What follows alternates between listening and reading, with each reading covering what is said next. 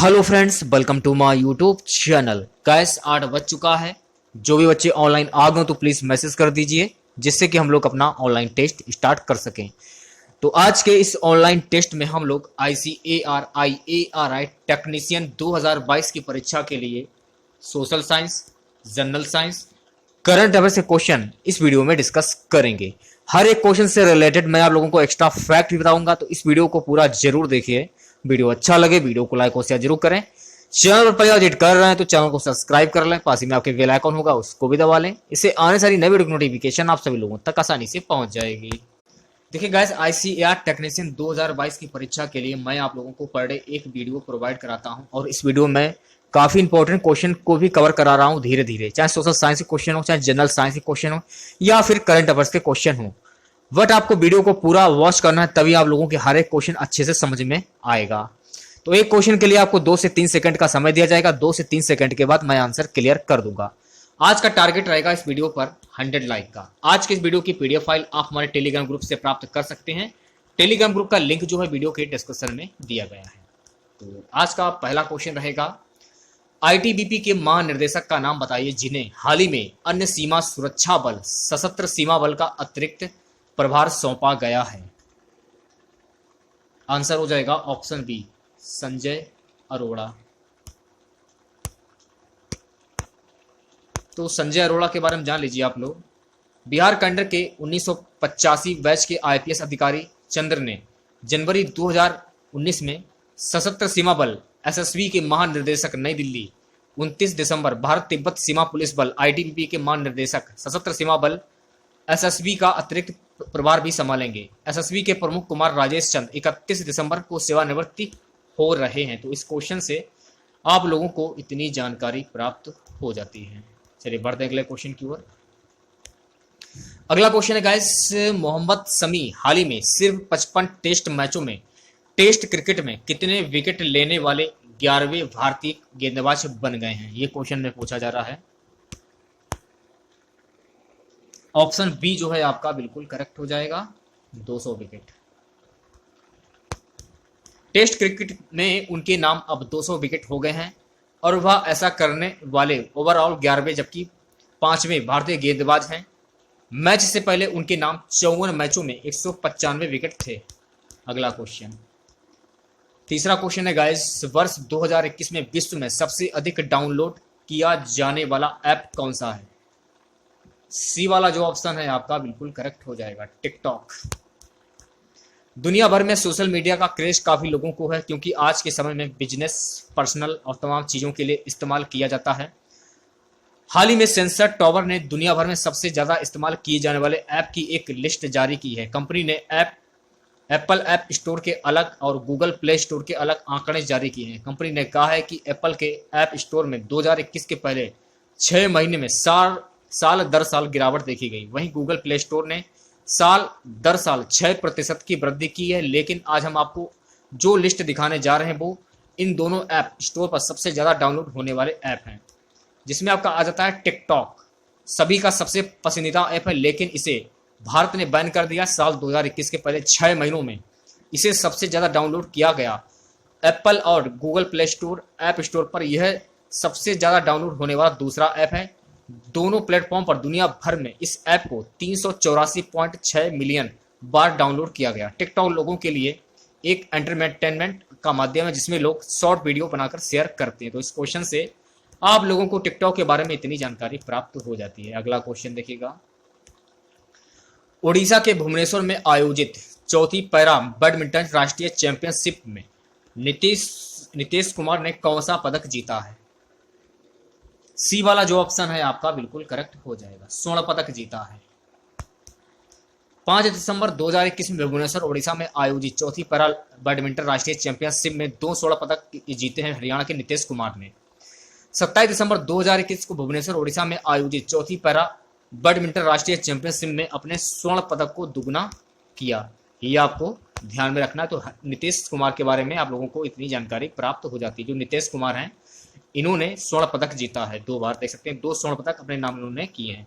राष्ट्रीय चैंपियनशिप में 2 स्वर्ण पदक इन्होंने जीते हैं, ये आपको ध्यान में रखना है। 5वां क्वेश्चन देखिएगा क्या है गाइस, हाल ही में मिसेज इंडिया गैलेक्सी 2021 का खिताब किसने जीता?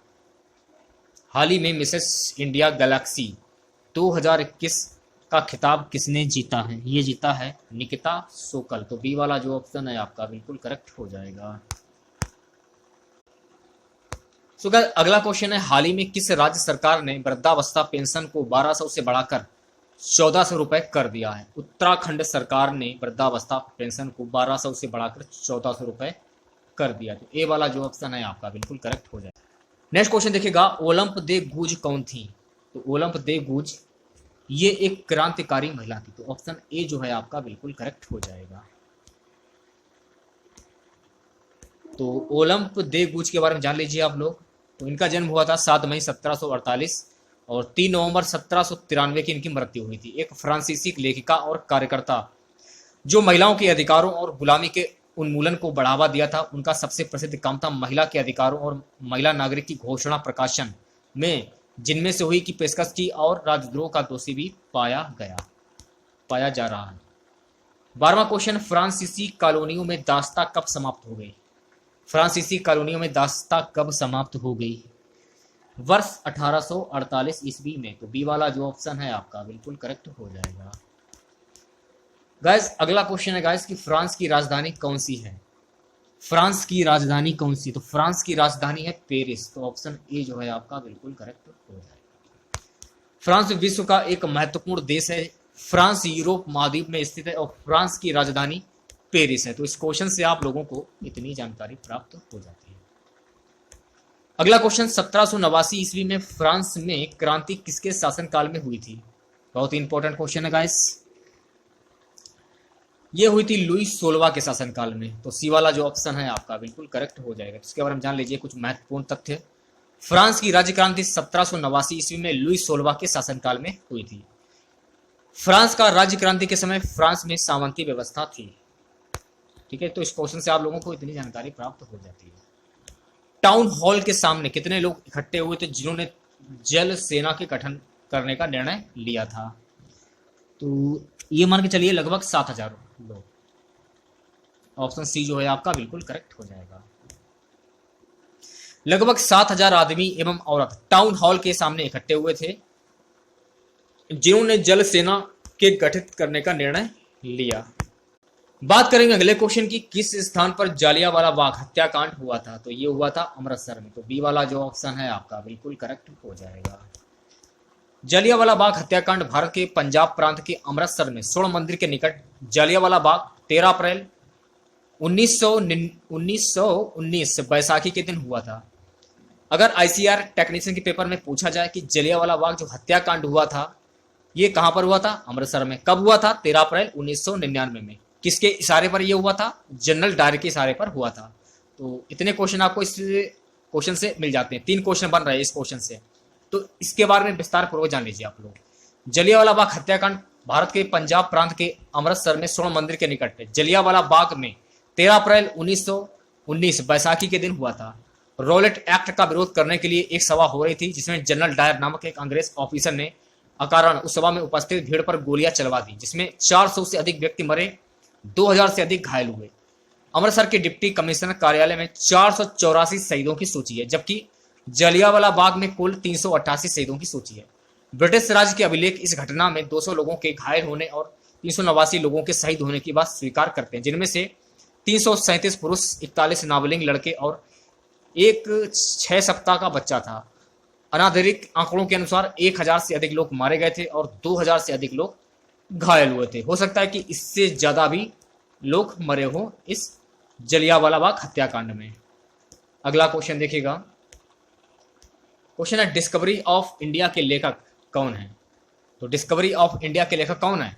पंडित जवाहरलाल नेहरू। सी वाला जो ऑप्शन है आपका बिल्कुल करेक्ट हो जाएगा। डिस्कवरी ऑफ इंडिया भारत के पहले प्रधानमंत्री पंडित जवाहरलाल नेहरू द्वारा लिखी गई है। अगला क्वेश्चन, गांधी जी के राजनीतिक गुरु कौन थे? काफी इंपॉर्टेंट क्वेश्चन है।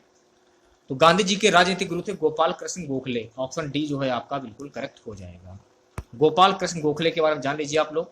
भारतीय स्वतंत्रता संग्राम में अग्रणी रहे गोपाल कृष्ण गोखले महान स्वतंत्रता सेनानी होने के साथ ही एक मंजे हुए राजनीतिक भी थे। उन्होंने गांधी जी को देश के लिए लड़ने की प्रेरणा दी। वो राष्ट्रपिता महात्मा गांधी के राजनीतिक गुरु थे। तो इस क्वेश्चन से आप लोगों को इतनी जानकारी प्राप्त हो जाती है। अगला क्वेश्चन, गांधी जी के स्वराज के झंडे में रखे चरखे के प्रतीक का अर्थ क्या है? सभी लोग आंसर बताते हुए चलेगा। बी वाला जो ऑप्शन है आपका बिल्कुल करेक्ट हो जाएगा, स्वावलंबन। ओके, अगला क्वेश्चन, गांधी जी ने साबरमती आश्रम की स्थापना कहां पर की थी? तो गांधी जी ने साबरमती आश्रम की स्थापना कहां की थी? कब की थी? सॉरी, 1916 में की थी। तो बी वाला जो ऑप्शन है आपका बिल्कुल करेक्ट हो जाएगा। इसके बारे में जान लीजिए, साबरमती के बारे में। गांधी जी के दक्षिण अफ्रीका से लौटने के बाद भारत में उनका पहला आश्रम 25 मई 1915 को अहमदाबाद के कोचरब क्षेत्र में स्थापित किया गया था। इसके बाद 17 जून 1917 को आश्रम को साबरमती के किनारे पर खुली जमीन के पास स्थानांतरित कर दिया गया। बापू ने आश्रम में 1915 से 1933 तक निवास किया। तो इस क्वेश्चन से आप लोगों को इतनी जानकारी प्राप्त हो जाती है। देखिए गाइस, मैं आप लोगों के सामने ICAR टेक्नीशियन के लिए पर डे एक वीडियो लाता हूं, जो कि रात के 8 बजे आप लोगों को डेली मिलता है। और इस वीडियो में बहुत ही लेटेस्ट और अच्छे लेवल के क्वेश्चन मैं आपके सामने लाता हूं, जो कि आपकी पिछली परीक्षाओं में पूछे जा चुके हैं, चाहे जनरल साइंस हो, चाहे सोशल साइंस हो, चाहे करंट अफेयर्स हो। सारे क्वेश्चन मैं आपके सामने लाता हूं। हर एक क्वेश्चन का एक्स्ट्रा फैक्ट भी मैं आपको बताता हूं। जब तक आप वीडियो को पूरा नहीं देखेंगे तब तक आप लोगों के कुछ भी नहीं समझ में आएगा। और सबसे बड़ी बात यह है कि इसका PDF में मैं आपको बिल्कुल फ्री एंड कॉस्ट देता हूं, एक भी पैसा मैं आपसे नहीं लेता हूं। तो टेलीग्राम में मैं आप लोगों को PDF भी दे देता हूं। इसको अच्छे से पढ़िए और अपनी तैयारी अच्छे से कीजिए। अगला क्वेश्चन देखिएगा क्या है गाइस। क्वेश्चन है कि आकाश का रंग नीला प्रतीत होता है किसके कारण?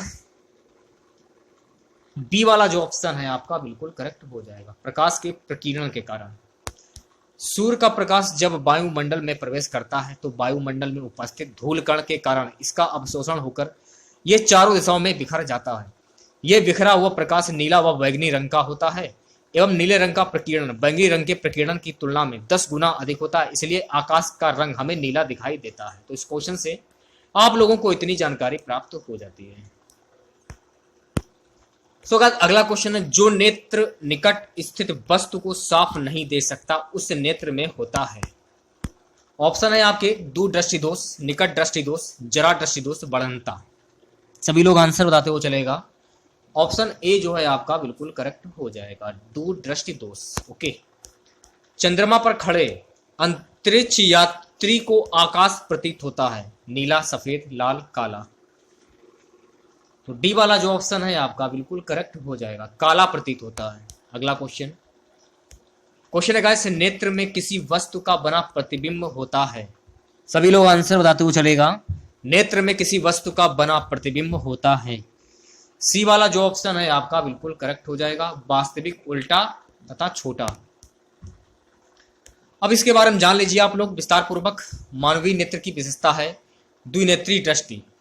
दोनों ही नेत्रों के दृष्टि पटल पर जो प्रतिबिंब बनता है वह तदनुरूप होता है। इस कारण दो आंखें अलग अलग नहीं दिखती और हम हर चीज दो देखने से बच जाते हैं। द्विनेत्री दृष्टि के कारण दृष्टि क्षेत्र का विस्तार होता है, साथ ही गहराई और दूरी का बोध होता है। तो इस क्वेश्चन से आप लोगों को इतनी जानकारी प्राप्त हो जाती है। अगला क्वेश्चन 25वां क्वेश्चन है गाइस, निकट दृष्टि दोष का निवारण किस लेंस से होता है? ऑप्शन बी जो है आपका अवतल से, बिल्कुल करेक्ट हो जाएगा। उपयुक्त फोकस दूरी वाले अवतल लेंस से युक्त चश्मे के प्रयोग में निकट दृष्टि दोष को सुधारा जाता है। इसमें दूर की दृष्टि भी स्पष्ट दिखने लगती है। तो इस क्वेश्चन से आप लोगों को इतनी जानकारी प्राप्त हो जाती है। सो गाइस, अगला क्वेश्चन, मानव नेत्र के किस भाग पर किसी वस्तु का प्रतिबिंब बनाते हैं? कार्निया, परितालिका, पुतली, रेटिना या दृष्टिपटल। सभी लोग आंसर बताते हुए चलेगा। ऑप्शन डी जो है आपका बिल्कुल करेक्ट हो जाएगा, रेटिना या दृष्टिपटल। मानव नेत्र जिस भाग पर किसी वस्तु का प्रतिबिंब बनाते हैं वह है दृष्टिपटल। दृष्टिपटल नेत्र गोलक की तीसरी तथा भीतरी सतह दृष्टिपटल होती है। तो इस क्वेश्चन से आप लोगों को इतनी जानकारी प्राप्त हो जाती है। अगला क्वेश्चन है गाइस, स्पेक्ट्रम में किस रंग की किरण का झुकाव अधिक होता है? लाल, पीला, बैगनी, हरा। ऑप्शन सी जो है आपका बिल्कुल करेक्ट हो जाएगा, बैगनी। स्पेक्ट्रम में बैगनी रंग की किरण का झुकाव सबसे अधिक होता है। अगला क्वेश्चन है गाइस, प्रकाश के किस रंग का तरंग दैर्घ्य सबसे अधिक होता है? बैगनी, हरा, लाल, पीला। सी वाला जो ऑप्शन है आपका बिल्कुल करेक्ट हो जाएगा, लाल। ओके। लाल वर्ण प्रकाश की सर्वाधिक लंबी तरंग दैर्घ्य वाली रोशनी या प्रकाश किरण को कहते हैं जो कि मानवीय आंख द्वारा दृश्य हो। इसका तरंग दैर्घ्य लगभग 625 माइनस 740 nm तक होता है। इस क्वेश्चन से आप लोगों को इतनी जानकारी प्राप्त हो जाती है। अगला क्वेश्चन, दीर्घ दृष्टि दोष को ठीक करने के लिए उपयोग किया जाता है। सभी लोग आंसर बताते हुए चलेगा। उत्तर लेंस, बी वाला जो ऑप्शन है आपका बिल्कुल करेक्ट हो जाएगा। इस दोष के निवारण के लिए आंखों के आगे उत्तल लेंस का प्रयोग किया जाता है। अगला क्वेश्चन है गाइस, श्वेत प्रकाश जब परिजन से गुजरता है तो सर्वाधिक विचलन होता है। सी वाला जो ऑप्शन है आपका बिल्कुल करेक्ट हो जाएगा, बैगनी रंग का। नेक्स्ट क्वेश्चन है गाइस, हवा से परागण के लिए प्रयोग किया जाता है। सभी लोग आंसर बताते हुए चलेगा। हवा से परागण के लिए प्रयोग किया जाता है। ऑप्शन सी जो है आपका बिल्कुल करेक्ट हो जाएगा, एनेमोफिली। हवा के परागण को वात पारित परागण फूल भी कहा जाता है, ये आपको ध्यान रखना है। ओके, नेक्स्ट क्वेश्चन की बात कर लेते हैं गाइस। टेरिडोफाइटा कैसे प्रजनन करते हैं? बीजाणुओं की मदद से। तो बी वाला जो ऑप्शन है आपका बिल्कुल करेक्ट हो जाएगा।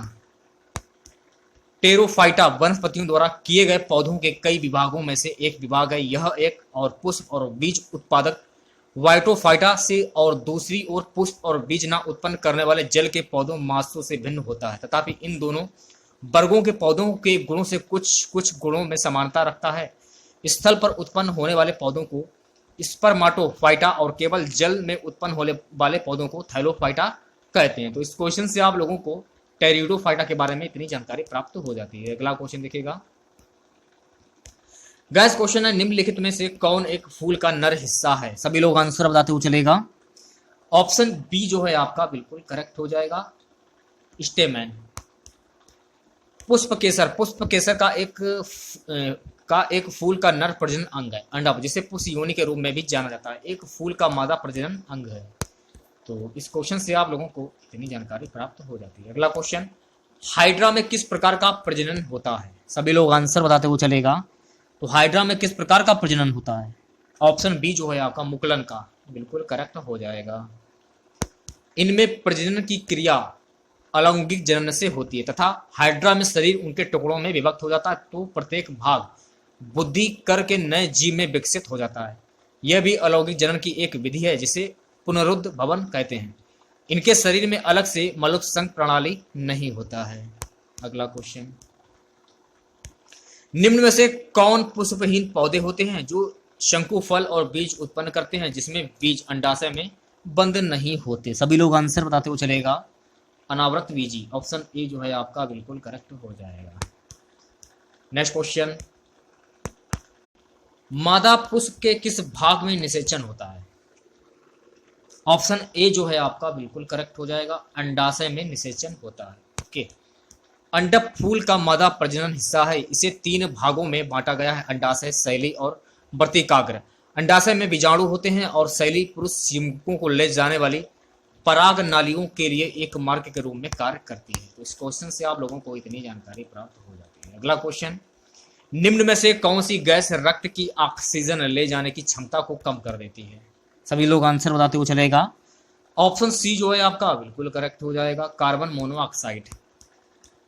एलपीजी में ब्यूटेन व प्रोपेन गैस होती है जो जलने के बाद कार्बन डाइऑक्साइड पैदा करती है। छोटी जगह में जब गैस गीजर चलता है तो वहां कार्बन डाइऑक्साइड की मात्रा बढ़ने लगती है और ऑक्सीजन की कमी होने लगती है। तो इस क्वेश्चन से आप लोगों को इतनी जानकारी प्राप्त हो जाती है। अगला क्वेश्चन, वह परिघटना जिसके द्वारा मादा युवक कुछ जीवों जैसे मधुमक्खियों, कुछ छिपकलियों तथा पक्षियों में निषेचन के बिना नए जीवों के निर्माण के लिए विकसित होता है, ये क्या कहलाता है? तो गाइस ये कहलाता है अनसेक जनन। ऑप्शन डी जो है आपका बिल्कुल करेक्ट हो जाएगा। अगला क्वेश्चन, निम्नलिखित में से कौन सा महिलाओं में प्राथमिक यौन अंग है? सभी लोग आंसर बताते हुए चलेगा। ऑप्शन बी जो है आपका बिल्कुल करेक्ट हो जाएगा, अंडाशय। अंडाशय स्त्री के प्राथमिक लैंगिक अंग है जो स्त्री युग्मक, अंडाणु, ओवम और कई स्टेरॉयड हार्मोन अंडाशय हार्मोन्स उत्पन्न करते हैं। तो गाइस आज का हमारा सबसे लास्ट क्वेश्चन रहेगा, जीवित प्राणियों में निषेचन के दौरान नर और मादा युग्मकों का संलयन एक कोशिका बनाने के लिए होता है, जिसे कहा जाता है। तो गाइस जिसे कहा जाता है जिगोटे। ऑप्शन डी जो है आपका बिल्कुल करेक्ट हो जाएगा। लौकिक जनन तथा अलौकिक जनन नर युग्मक एवं मादा युग्मक के संलयन द्वारा जनन को लौकिक जनन कहते हैं। तो इस क्वेश्चन से आप लोगों को इतनी जानकारी प्राप्त हो जाती है। तो आज के वीडियो में बस इतना ही। आशा करते हैं आज का वीडियो आप लोगों को पसंद आया होगा। वीडियो अच्छा लगे वीडियो को लाइक और शेयर जरूर करें। चैनल पर पहले आप विजिट कर रहे हैं तो चैनल को सब्सक्राइब कर लें, पास ही में आपके बेल आइकन होगा उसको भी दबा लें। इससे आने सारी नई वीडियो की नोटिफिकेशन आप सभी लोगों तक आसानी से पहुंच जाएगी। आज का टारगेट रहेगा इस वीडियो पर 100 लाइक का। आज के इस वीडियो की पीडीएफ फाइल आप हमारे टेलीग्राम ग्रुप से प्राप्त कर सकते हैं। टेलीग्राम ग्रुप का लिंक जो है वीडियो के डिस्क्रिप्शन में दिया गया है। तो मिलते हैं नेक्स्ट वीडियो के साथ। जय हिंद, जय भारत।